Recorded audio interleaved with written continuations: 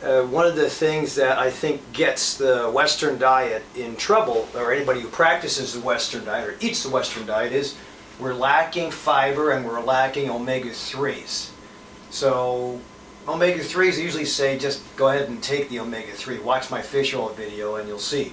2,000 milligrams twice a day will be a start, or at least that's probably max for a lot of people.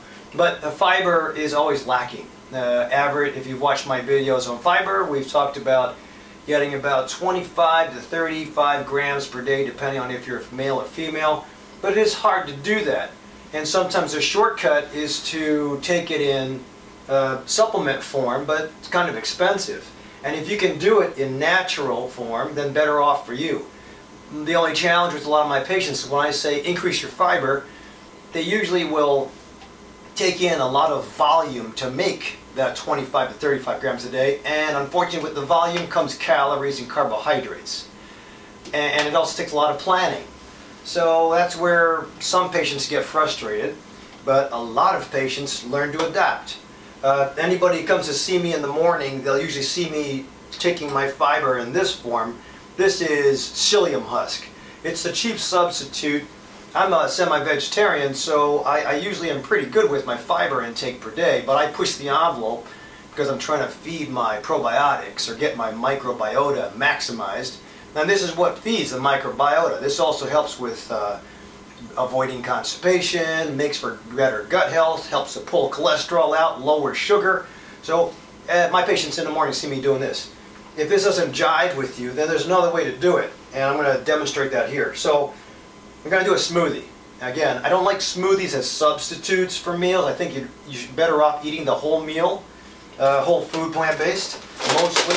But so one of the ways to do it is with NutriBullet, Ninja, whatever you got.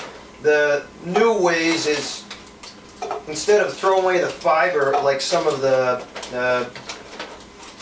folks have done in the past, you actually try to keep the fiber in with your drink.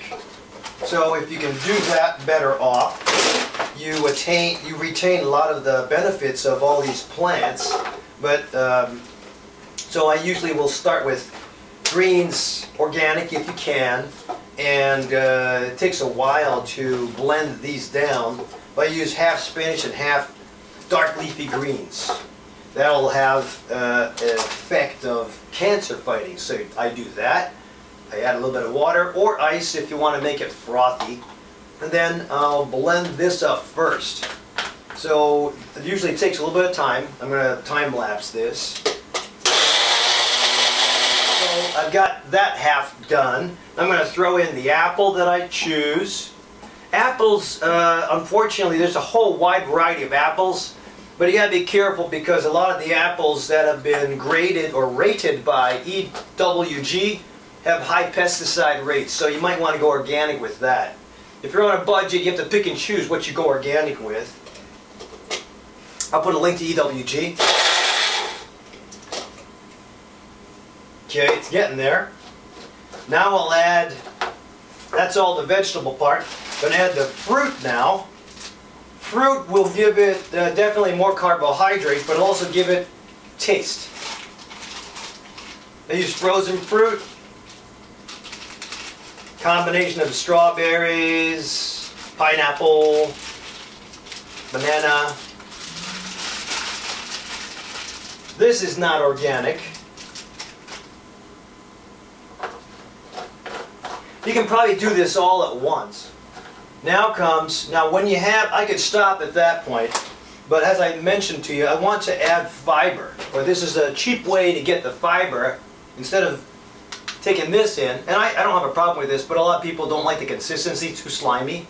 To me, it's like oatmeal or grits, but that's okay. If you don't like it like that, you want to hide it in your food or your shake, just do psyllium husk is a good substitute. I like Organic India. I've tried a couple different, Nopolina or Now Foods brand, and then well, these are capsules for when I travel, but I like this one. This tastes better. 3 teaspoons is equal to about 4 grams of fiber, and it only has about 4 grams of carbohydrate. So pretty good. I mean, if you take in lots of fiber, again, the sacrifice is that you're going to take in a lot of calories and carbohydrates. And this is how we're going to chase everything else. So you saw how I got everything, all this stuff. Well, this is McDonald's, but I used to eat these all the time. This is my McDonald's steak, egg, and cheese bagel from 2011. It's still alive. I keep this in my office just to show you. This is supposed to be what I thought was protein before, the steak in here. That's not protein. In fact, it's still alive in here. I have no idea what they make, but I wouldn't put anything in my body like that anymore. The other option is when you finish everything and get your shake ready, one more thing to consider is to use protein. Here's the objective. I put a video on protein before, but protein, I like Heather Lady's information. She's out of MU, and her studies have shown that if you put some protein, spread it out throughout the day, it helps keep your level of satiety in check so you don't hunt. So it helps to, her studies have helped to, that's about all I can fit in there. Oh, I'm pouring over the sides. So that's about all I can fit, but usually about 2.5 tablespoons of this protein, and I have my other protein sources too, but you can't put that in the blender. Well, I might be able to put the nut butter in the blender, but I'm not going to do that because I have it concentrated here. And anyway, Heather Lady's studies were to find out if protein spaced out throughout the day helped make people more satiated. And it did. Oh, I'm leaking here. And it did. So the idea is if you can add protein, space out your protein throughout the day, you'll have less hunger. You'll actually lose weight because you'll be hunting less. And in my video on my previous video on protein, I said that for some athletes they'll go for 1.2 to 1.6 grams per kilogram per day. Now that's kind of high for an average person. I think it's too much protein. I would usually say at least the IOM says about 0.8 grams of protein per kilogram per day, and that's it for the person. So that roughly comes out to about 55 grams for a male and 45 grams for a female per day. And that's an adult. So if you take in that much and you spread it out throughout your meals, the level of satiety will be better. So you won't hunt for food. It'll keep you from hunting 2 hours after your meal. That way you can space out breakfast to where it is, lunch 4 or 5 hours later, dinner 5 to 6 hours later, and you'll be good. No more snacking, which is the biggest problem with most Americans. Whey protein, and it's probably the most available, because whey comes from cows, dairy. I'm trying to avoid dairy at this point.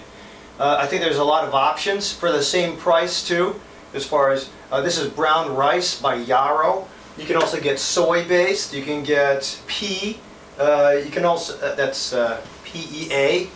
You can also get other forms of protein, hemp seed, that are actually nice tasting. This one's flavored, but again, it's a matter of choosing, if you can, whole food stuff, and if you can't, or if you're on a budget, or if you're, say, on a detox, instead of fitting the large volume in, or if you're a bachelor and you can't plan too far ahead or don't cook, that's fine. But one of your meals should be in a plate. 2 of your meals preferably should be in a plate. If you want to substitute one as far as liquid, I guess that's okay. The only problem is sometimes the gut will interpret liquid diets as more carbohydrate and it'll shoot it right through, almost pretending, almost behaving like high carb meals.